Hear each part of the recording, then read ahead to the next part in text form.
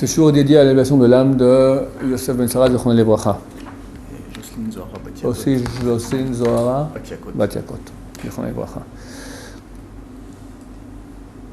Nous sommes maintenant dimanche Parashat Vaera, début de deuxième semaine des Shovavim.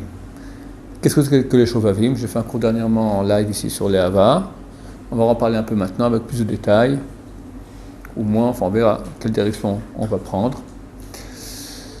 Ce sont les 6 semaines les plus propices pour faire Tikkun Abrit. Tikkun Abrit, réparer les péchés qu'on aurait été susceptibles d'avoir péchés au niveau de la Brit Mila. Ça veut dire toute relation sexuelle interdite, toute Zera Batala, semence en vain, même se mettre en état d'érection par la pensée, c'est interdit, même avoir des pensées, c'est interdit, même regarder des filles, c'est interdit, même qu'est-ce que j'en veux parler de filles, d'accord, c'est interdit. Toutes ces choses-là touchent une chose qui s'appelle le Yesod. Yesod, c'est la traduction du mot la base en français.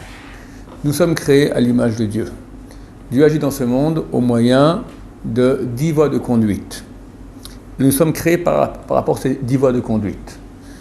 Les 3 supérieures correspondent à la tête. Après, on a Chesed, Gvura, Tiferet, les pieds Netzach, Hod, et l'organe génital, c'est Yesod. Malchut, c'est la femme. Yesod. Yesod, donc, chez l'homme, c'est la base. La base de toute la stature humaine à l'image de Dieu que nous avons. Et quand quelqu'un pêche au niveau du Brit, alors il touche la chose qui est la plus basique chez lui. Donc les conséquences sont terribles. Terribles. Il faut comprendre que, contrairement à ma main ou mon pied, l'organe génital est celui qui peut donner la vie. Donc il a une puissance énorme. Et les gens l'utilisent très souvent à mauvais escient. Donc il faut réparer. La réparation, c'est d'abord la tchouva. On va parler un peu qui, quoi, comment. Mais il y a des périodes propices à réparer cela plus que d'autres. La période la plus propice est celle-là maintenant, dans laquelle nous sommes, des 6 semaines qui vont depuis Shemot jusqu'à Mishpatim. On appelle ça Shovavim, ce sont les initiales de Shemot, Vaera, Bo, Beshalach, Yitro, Mishpatim. Les années embolismiques, les années où il y a 13 mois, comme cette année, sont des années spécialement bonnes pour faire le tikkun des Shovavim, pour faire la réparation de la brite pendant ces 6 semaines-là. Et vu qu'on a un mois en plus, on rajoute à 6 semaines encore 2 semaines. C'est pour des raisons kabbalistiques dont j'ignore la nature exactement. Donc on passe de 6 à 8, on appelle ça Shovavim, Tat, et encore 2 parashiot, Trouma, Tetzavé. Pendant ces 8 semaines, c'est le moment le plus propice pour réparer la brite. Et qui peut dire, j'ai rien à réparer au niveau de la brite? D'accord? C'est clair qu'il y a des millions de niveaux de sainteté et il faut réparer. C'est clair qu'il faut réparer. Surtout que, Bezrat Hashem, nous espérons que nous sommes très proches de Géoula. J'espère que c'est une question de semaines ou peut-être de mois, grand maximum. Et si la Géoula arrive, on n'a pas réparé, c'est un peu embêtant. Donc c'est l'occasion de réparer bien maintenant pendant ces semaines. Alors comment on répare? C'est ça, hein? Qu'est-ce qu'on a comme sujet? Peut-être expliquer d'abord pourquoi est-ce que ça a lieu pendant ces semaines-là. Après on verra comment on répare. Pourquoi, où est le rapport entre ces semaines? Le premier homme a péché. Et quand il a péché, des parties de son âme sont tombées très bas dans des mondes qui ne devaient même pas exister, des mondes morts. L'âme, c'est la vie, c'est ce qui nous donne la vie. Un corps sans âme, c'est un corps mort. Quand des parties d'âme du premier homme tombent très bas dans la mort, qu'est-ce que ça fait? Ces parties de vie vont donner vie à la mort. Et ainsi, le premier homme, en péchant, a donné vie à la mort. Il a donné vie à toutes sortes d'êtres malfaisants qui n'ont pas dû exister. Des Staline, des Hitler, des Torquemada, des Pinochet, des Ahmadinejad, bon, pas toute la liste, il y en a beaucoup. C'est quoi? Ce sont des morts qui n'auraient pas dû exister, qui ont reçu de la vie. Alors quand tu lui donnes la vie à un mort, ça fait quoi? Ça crée le mal en fait, le mal. Le mal virulent très fort. Nous, Am Israël, nous sommes les âmes du premier homme. Et étant donné que nous avons péché, parce que nous sommes partie intégrante du premier homme, donc nous devons réparer le péché du premier homme. C'est pour cela que le peuple juif est descendu en Égypte. Ervat Haaretz. Chazal appelle l'Égypte Ervat Haaretz, littéralement le sexe de l'univers. À l'époque, c'était l'endroit où il y avait tout le mal, toute la débauche, elle était là-bas en Égypte. On devait aller dans cet endroit-là, tenir bon, souffrir, ainsi on réparait entièrement tout le péché que nous avons fait, que le premier homme a fait. Effectivement, Ben Israël sortent, c'est marqué qu'ils ont vidé l'Égypte. Vidé de quoi? Pas de l'argent.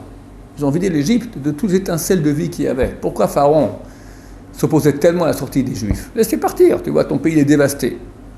Pharaon, c'est la tête des forces du mal. Le mal, il faut savoir, il est toujours derrière.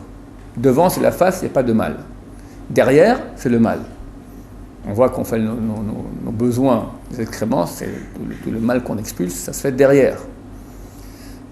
Quand quelqu'un rêve qu'il a les cheveux longs, ou il a les cheveux longs, c'est des forces de Touma, des forces impures. Quand on les coupe, quelqu'un qui rêve il se coupe les cheveux, c'est très bien. On lui enlève le mal. S'il rêve de quelqu'un qui a les cheveux longs, c'est pas bon signe. S'il a les cheveux courts, c'est très bien. Donc quand les gens ils font, je vois comment ils font, ils viennent à la yeshiva avec les cheveux longs comme ça, puis après, hop, ils rasent tout et tout vient devant. D'accord? C'est le flux de derrière, il passe devant. Pharaon, les lettres qui forment le mot pharaon, pharaon, ce sont les mêmes lettres qui forment le mot la nuque. Oref, c'est là. C'est l'endroit le plus haut des forces du mal.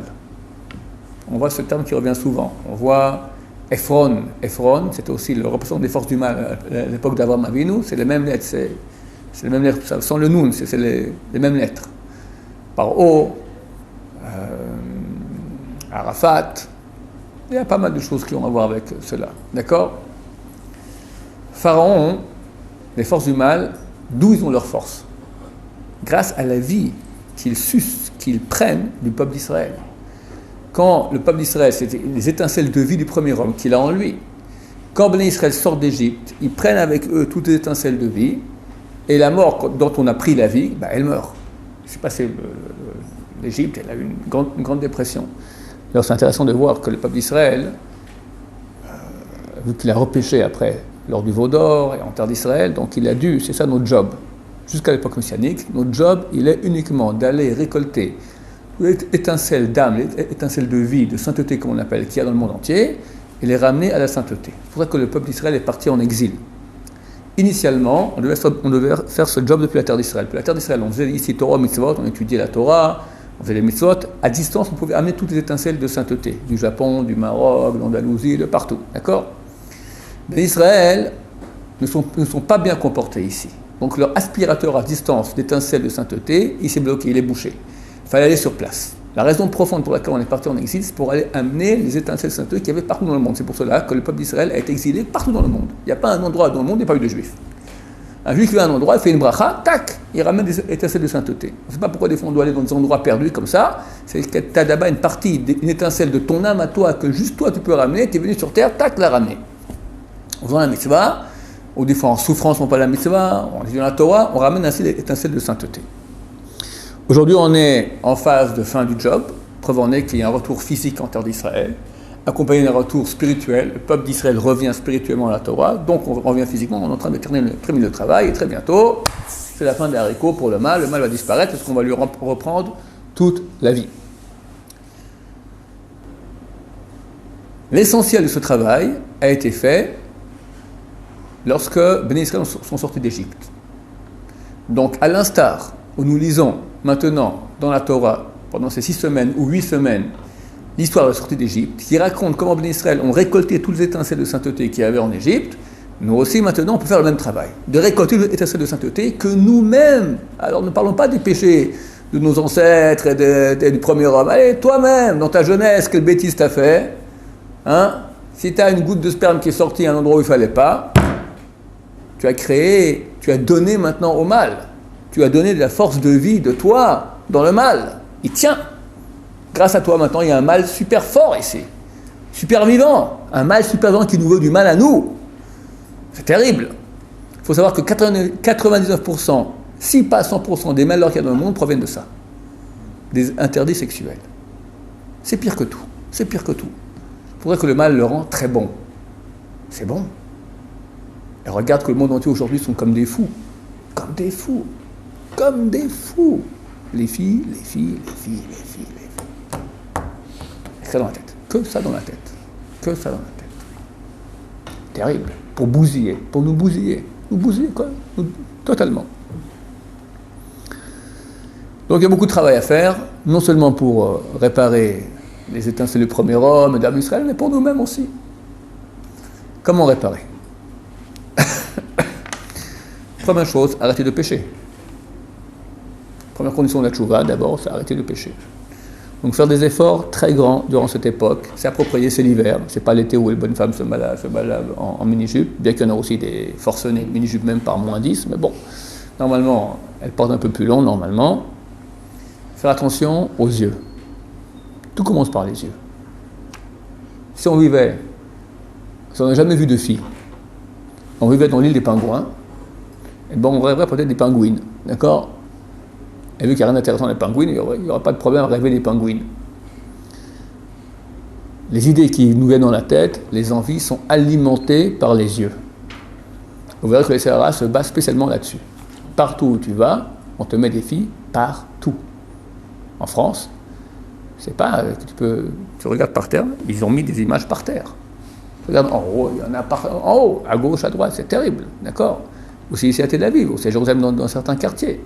Au Hachem, on a des quartiers orthodoxes où relativement ça va. Relativement ça va. Et là aussi, il faut faire attention.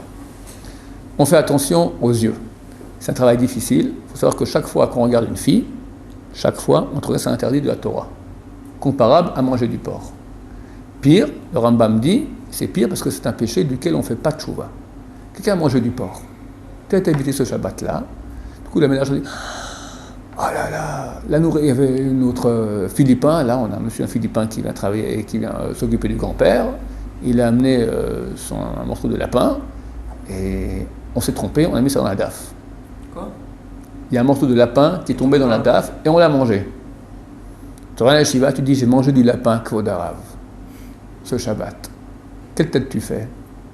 Tête d'enterrement. Bon, tu as fait un interdit. Et pendant ce Shabbat, il y avait la fille du type que tu as invité, qui est 18 ans, mignonne, tu l'as regardée au moins 50 fois. Hein? Tic tic, tic tic, tic tic. Tu as remarqué comment une femme rentre? C'est rare les gens qui regardent comme ça. D'abord, il y en a qui ne regardent pas, c'est le mieux. Il y en a qui regardent, puis il y en a qui font tic tic. Hein? Ce tic tic, c'est comme manger du lapin ou du porc. 50 fois tu as mangé du porc. Ah, ça ne te fait rien du tout. Puis ici à la Shiva, il n'y a pas de jeune fille qui rentre. Baruch Hashem. Il y a pire. Il y a pire. Pire. Il y a tout là-dedans. Tous les CRA du monde, ils l'ont mis là-dedans. Ils ont mis le signe. Péché original. Apple. Vous avez dit qu'on ne fait pas de chouva sur ça? Alors, le Rambam dit qu'il y a 24 choses sur lesquelles on nous empêche de faire de chouva. Parmi ces 24 choses, il y a des groupes différents. Il y a un groupe de 5 interdits qui dit le Rambam, la personne, quand elle les transgresse, elle n'a pas l'impression qu'elle a fait un interdit grave. Donc elle ne fait pas de chouva, elle ne regarde pas. Elle dit l'exemple, il dit parmi ces 5 choses, il y a regarder des femmes. Quoi, j'ai embrassé, j'ai touché, je regardais. Pourquoi Dieu a créé les belles choses? Pour pas qu'on en profite. Hein? Il y a aussi un argumentaire accompagnateur, d'accord? Merci Hachem que tu m'aurais une si belle fille à regarder, d'accord? Mon cher ami, c'est pas Dieu qui te l'a envoyé, c'est le Sahara qui te l'a envoyé. On veut te faire pécher, on veut te faire tomber. Bien que ça ne te fait pas d'effet, ça ne fait pas d'effet. Ça ne veut rien dire. C'est comme la cigarette. Quelqu'un, il fume 20 cigarettes par jour. Ça lui fait de l'effet, une cigarette en plus, une cigarette en moins, rien du tout. Mais ça alimente. En fin de compte, son poumon est plein de nicotine. La tête est pleine de bonnes femmes.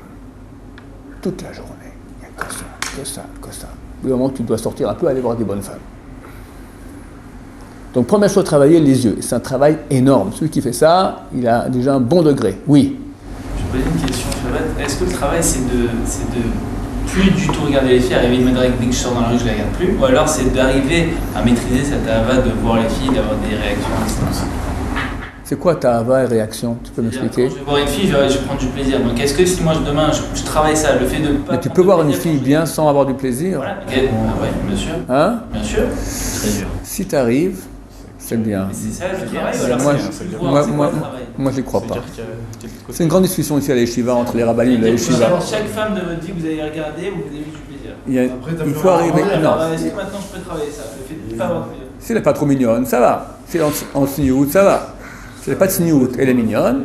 Ça s'appelle ça, c'est un petit créché de l'oniral. Elle met du sucre sur ta langue, mais ne sent pas que c'est doux. Il faut y aller, tu peux. C'est concentrer très très fort à autre chose, tu sens même plus le goût. Oui, c'est pas ça Mais- mais c'est quoi le travail? C'est quoi le travail? Alors, le travail est de ne pas regarder une femme en tant que femme. Ça veut dire, comme tu me regardes moi, et tu ne jouis pas de ma barbe, d'accord, et de mon oreille ni de ma cuisse, d'accord, même chose voir une femme. Si tu peux lui parler comme ça, c'est le top. C'est pas en pas regardant que je vais C'est comment? pouvoir arriver à cette madrigal- C'est comment? madrigal-là. C'est comment? Justement, en essayant C'est de comment? mettre à l'épreuve et de réussir. C'est comme si je vous dis, voilà, Je veux dire, je vous mets à l'épreuve de faire le 100 mètres, mais en restant à l'échelle en train d'étudier. Ah bah, le 100 mètres Je veux en dire, 3 secondes, vous allez jamais arriver. Regarde, vous si allez- quelqu'un il est loin, si quelqu'un est loin du monde des femmes, sa tête est prise dans autre chose complètement. Il peut voir qu'il ne fait rien. Il y a un rabbin de la Gemara qui s'appelle Rav Gidel. Il se mettait à l'entrée du mikvé et expliquait aux femmes comment tremper dans le mikvé, toutes nues. Et le rabbin lui a dit, mais t'as pas peur du Yetzirah? Parce qu'avoir des bonnes femmes toutes nues, au bout d'un moment, ben, ça fait de l'effet. Il dit, pour moi, ce sont comme des kakis chivri. Kakis, ce sont des, pas shalom comme en français, ce sont des oies, comme des oies blanches. Cote, ça ne fait rien. Ce type a été tellement sain que pour lui, c'est voir une oie. Si tu vois une oie blanche, ça te fait un effet? Aucun. Idem, c'est fin. Il y a un autre Gemara qui raconte, dans Ktubot, il y a un rabbin qui portait sur lui la kala. C'est quoi la gala? La femme qui vient de se la marier. Pour la rendre heureuse, pour sa mère, la rendre joyeuse le jour de son mariage. C'est lui ont demandé, nous on peut faire comme ça, il dit, si vous la portez, c'est comme une poutre sur votre cou, pas de problème. Comme une poutre. Évidemment, ce n'est pas le cas. On parle des rabbins il y a 2000 ans. Nous aujourd'hui, qu'on a la tête farcie. Quoi farcie? D'accord? Comme ça. Je ne crois pas que ça existe un être humain aujourd'hui, venant de France en tout cas, ou du monde occidental, qui peut voir une fille belle sans qu'il ait une petite jouissance. À moins qu'il soit, comme j'ai dit, qu'il soit tellement habitué que ça ne fait plus rien. Mais là, il ne faut pas croire, parce qu'il est habitué, ça ne fait plus rien. Ça alimente. Il ne se rend pas compte, mais il est alimenté sans cesse. Preuve en est qu'il en manque, il a besoin, il est addicté à ça, tu comprends? Il dit, ça ne me fait plus rien. Tous les gens qui fument, d'accord, des pétards, ils disent, moi je peux arrêter quand je veux. Arrête. Arrête. Non, je peux arrêter quand je veux. Il ne peut pas arrêter. Il ne peut pas arrêter. Il est addicté. Mais il dit, je peux arrêter quand je veux. Tous ils disent ça. D'accord? C'est faux. Idem avec les filles. Idem avec les filles. Alors on s'en sort pas. Ça veut Qu'est-ce dire, qu'on fait? Pourquoi on dit qu'il y a la période des chauves-avis? Alors qu'est-ce qu'on fait? On commence à arrêter de regarder. Et quand on doit regarder, on vérifie d'abord, on fait vérifier, je sais pas, moi j'appelle ça un ovni, d'accord? Tu es dans la rue, tu vois tout un objet féminin non identifié, d'accord? Alors, tu fais attention d'abord voir, est-ce que ça a l'air pudique ou pas? Tu peux voir à ce qu'on voit de la chair, on peut voir de loin si c'est un truc pas bien. Si c'est pas bien, tu te rends tout de suite. Moi je vois, j'enlève mes lunettes. En pratique, je vois plus rien, d'accord? Il faut faire attention, parce qu'au début, j'enlève les lunettes, puis je voulais quand même voir si j'avais. Alors, je faisais comme ça pour voir qu'il n'y a rien à voir, d'accord? Elle voit le rabbin en train de regarder comme ça, elle ne voit pas que je suis myope, d'accord? Donc il faut faire attention. Une minute. Donc le but, il est de ne pas regarder de femmes dans la mesure où on sait que ça nous fera un petit effet. Et plus on fait attention à cela, plus ça nous fait de l'effet. Il y a un problème ici. Il y a un problème. C'est comme la cigarette. Donc, c'est une chose que j'ai racontée ici 40 000 fois.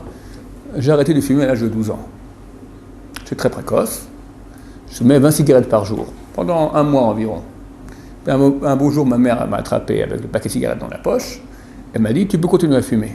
Mais fais de la respiration, comme ça, pour oxygéner les poumons. J'ai dit, c'est comme ça, ben, j'arrête de fumer. D'accord? Tout le kiff, c'est de fumer. D'accord? Hein? Donc j'ai arrêté de fumer. Et aujourd'hui, je ne fume plus depuis très longtemps. Je suis extrêmement sensible à la fumée.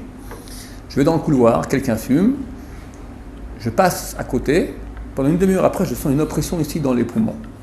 Des fois, je fume un pourim, une taffe. J'avale. Après 5 minutes, je suis par terre. Je vois le monde qui tourne. Je sens que je m'enfonce dans les dalles, d'accord? C'est terrible. Dopé, C'est pas les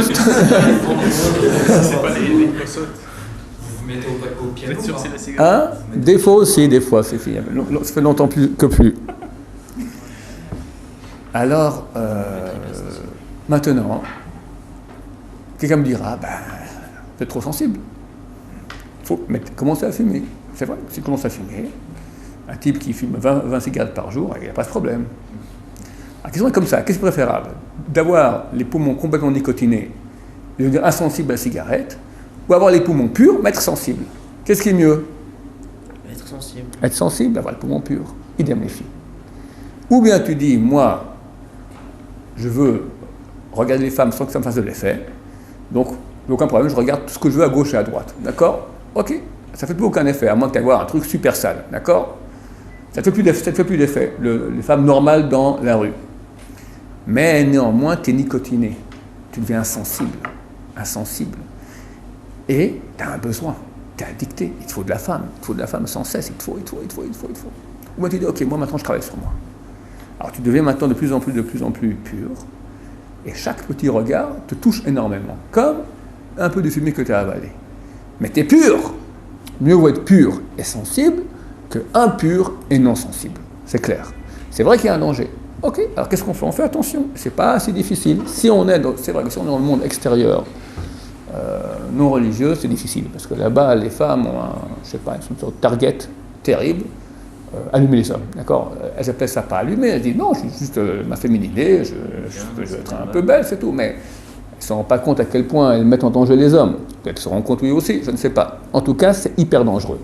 Dans le monde orthodoxe, on met un accent terrible sur la tzniut des femmes, sur la pudeur que les femmes doivent avoir pour ne pas être trop belles, juste correctes, d'accord? Passer inaperçu aussi, même pas dans les habits, dans la façon de parler, de marcher, de tout, d'accord? Il y a une façon de faire qui fait que tu passes inaperçu, pas trop remarqué. Et les hommes font attention à leurs yeux, les femmes font attention à leurs habits, comment elles se comportent. On arrive à une société normale où tu n'as pas la moitié des gens qui se trompent. Tu as sûrement un ou deux orthodoxes qui se trompent, c'est clair, mais c'est rien comparé avec les chiffres qui y a à l'extérieur. C'est la cata. La cata. Quand je dis la moitié qui se trompe, je suis gentil, hein. C'est 98, quelque chose. Grâce à ça aussi. D'accord? On chatte un peu et hop. Shemish mort. Il y a une grande différence entre regarder et faire Zera Nevatala, enfin entre le regarder et l'action. J'ai dit, on est au premier cours, on commence déjà par regarder. Regarder, ça alimente. Que déjà, tu fais Zera Nevatala, de toute façon, en pollution nocturne, de façon involontaire. Pourquoi ça vient ça? À cause des yeux. La question de Dan David. Alors, quelles sont les conséquences positives qu'il y a dans le couple vis-à-vis d'Hachem, etc., ou dans la vie en général, dans le travail? Les conséquences positives quand un homme vraiment même âge 100% Shomer Naim. Quand quelqu'un devient Shomer Naim, c'est quelqu'un fait attention à ses yeux, il atteint la sainteté. Il est proche de Dieu. C'est marqué que si on fait attention à nos yeux, à notre corps, alors Dieu nous dit, celui-là, il est à moi. On est très proche de Dieu. C'est vraiment un grand signe. Quelqu'un, c'est un très grand degré. Celui qui est arrivé à protéger ses yeux, c'est un très grand niveau de sainteté. C'est très grand. Regarde, Rabbi David Abuchatzera. Il y a une Kabbalah, une tradition dans la famille Abuchatzera, le Baba Saleh, que dans leur descendance, il y a un par génération qui pourra avoir des dons extraordinaires, mais une condition expresse. Jamais, pas une fois sur 10 000, jamais regarder de femme. Jamais. Et bien tu vois. Hein? Ils se marient pas alors? Tu te maries avec leur femme. Avec leur femme, ça va. Comment ils choisissent Femme, sœur, ça va. La famille proche, mais extérieure aussi, tu vois. Hein? Comment ils choisissent leur Faut un chidour normal. Chidour, il y a une aide. c'est le chidour, il ne peut pas arrêter le chidour. Hein? Non, en chidour, c'est pas. La halakha, elle permet en chidour de voir sa femme. Elle dit qu'il faut aussi. Ok. Il y a une différence entre voir et regarder. Ouais, non, Il y a une différence entre voir et regarder aussi. Ils le font en sainteté. Il y a une aide du ciel. D'accord? Mais un regard sur une femme qui ne t'appartient pas que tu regardes. D'accord? Parce que tu as envie de regarder. L'envie de regarder. Ça c'est interdit. C'est un travail énorme. Mais tu arrives, tu sais. Alors, tu avais Baba Saleh. Qu'est-ce qu'il n'a pas fait comme miracle? Son fils Baba Meir, encore plus. Il va être Mashiach Baba Meir. Mashiach. Rabbi David Abuchatzera. Sensibilité super sensible. Mais il voit tout, ce monsieur. Il voit tout. les gens, les élèves qui sont allés poser des questions, avant que tu poses la question, ils t'ont déjà répondu. Avant que tu poses la question, ils t'ont répondu. J'ai un élève qui allait voir le Bonin Bracha, pour beaucoup de gens, pas moi, il a demandé pour sa sœur, qui se remarie. Il a dit le nom, il dit non, c'est pas comme ça, elle s'appelle comme ça. Ah oui, je me suis trompé. Le Rav lui a dit le nom. Lui, il s'est trompé. Grâce à quoi? Première chose, te diront les yeux. C'est la base de tout. On a commencé maintenant à parler du tikkun abrit, il y a beaucoup de choses à réparer, mais d'abord les yeux. Parce que quand tu répares les yeux, tu répares la pensée, tu répares les envies, tu répares tout. C'est pas que ça. L'alimentation, d'accord? Tu as maintenant un gros sac plein de mal. C'est nos problèmes, nos péchés au niveau de la brite. Première chose à faire d'abord, couper l'alimentation. L'alimentation, c'est les yeux. C'est un travail. Quand on sort dans la rue, il faut comprendre qu'on est en danger. Celui qui sort insouciant dans la rue, tout va bien, relax, il est fichu. Il va se faire attaquer, c'est clair. On rentre en tension. Tu rentres maintenant en tension, je vais dans la rue, je suis en danger. Attention où je pose mes yeux. On fait attention. Si on fait très attention, alors on est sauvé. Et vous verrez que le cerveau va se battre. Tu vas dans la rue, tout à coup tu ne sais pas pourquoi tu tournes la tête. Tu n'as même pas vu qu'il y a quelque chose. Tu tournes la tête. Ça m'est arrivé moi une fois, il y avait un mur qui était 100 mètres de long. Bon, je longe le mur. Puis à un moment, je tourne la tête. Surtout, le mur n'avait rien. Une petite photo comme ça. À ce moment-là, je ne sais pas pourquoi je tourne la tête. Tac, la bonne femme déshabillée. Pourquoi? Le Tserara, il te tourne la tête. C'est marqué qu'il y a des milliers de démons en haut du Tserara qui sont là pour nous faire regarder les femmes. C'est pas que la femme vient déjà et tu la regardes. Tu n'as même pas vu. En fait, on te fait tourner la tête. Maintenant, si tu n'es pas en tension pour faire attention où je mets mes yeux, tu es fichu. Fichu. Un des grands kabbalistes de la génération passée, à l'époque du début de Porat Yosef, il y a 50 ans, 70 ans, d'accord, il s'appelle Rabbi Ephraim Cohen. Très très grand comme ça, avec un tarbeau sur la tête, une grande barbe. Un des grands kabbalistes qui avait ici à Yerushalayim, il a dit, quand quelqu'un sort dans la rue, il peut rentrer à la maison avec 1000 mitzvot ou 1000 averot. 1000 bonnes actions ou 1000 mauvaises actions. Tout dépend de ses yeux. Il laisse les yeux à regarder par-ci, par-là, il est avec 1000 péchés. 1000 péchés. Comme manger du porc, comme manger du lapin. Pire, on ne fait pas de tchouva là-dessus. Quelqu'un a mangé du lapin il y a 10 ans, il s'en souvient jusqu'à aujourd'hui. Tu te souviens des filles que tu as regardées la semaine passée? Tu ne s'en souviens même plus. C'est rien à nos yeux, tellement c'est fréquent. C'est un péché. Quand on dit dans le Shema Israël tous les jours, vous ne prostituerez pas après vos yeux. Ou bien avec 1000 mitzvot. Tu as une raison de regarder, tu n'as pas regardé. Plus que ça, il a été créé à ce moment pour faire une bracha, pour faire une prière à Dieu. Parce que quelqu'un qui se retient à ce niveau-là, il est un tzaddik. Celui qui se retient au niveau des péchés sexuels, tu n'as pas de mitzvah plus grande que ça. Dans toute la Torah. Pas de mitzvah plus grande que ça. Tu as envie de regarder. Tu as une curiosité, tu as envie de regarder qu'il ne faut pas regarder. C'est pas que tu avais un truc mauvais. Mais tu n'es pas certain. Peut-être oui, peut-être non. Alors tu as juste une seconde pour voir que c'est vraiment pas ça. Il s'avère que c'est vraiment pas ça. D'accord? C'est tous les moyens. Le Yetzirah, des fois, moi je roule en voiture, je ne regarde pas. Puis tu as un rétroviseur après. Tu as un Yetzirah dans le rétroviseur après. Ou une fois tu ne regardes pas, mais tu as le reflet de la vitre d'un magasin. Le Yetzirah, il se bat, tu regarderas. Il a mis un X sur toi, tu regarderas cette bonne femme. Tu vas te battre. Celui qui va en pensant que tout ira facilement, il est perdu. S'il se retient bien, il prie à Dieu auparavant, je sors maintenant dans un endroit de danger, Dieu protège-moi, sauve-moi, que j'arrive à ne pas regarder, il revient à la maison, il a 1000 mitzvot énormes. Surtout qu'il est écrit que lorsque le monde entier ne fait pas une certaine mitzvah, celui qui l'a fait, il reçoit le mérite pour tout le monde. Donc, qui fait attention à ses yeux aujourd'hui dans le monde? Qui? Très très peu, très très peu. Il y a quelques héros d'Am Israël qui font attention à leurs yeux. Et eux reprennent le mérite de tous ces gens-là. Donc c'est énorme. On va s'arrêter ici pour le premier cours. On continuera dès demain sur la suite. Baruch Hashem, Baruch Adonai.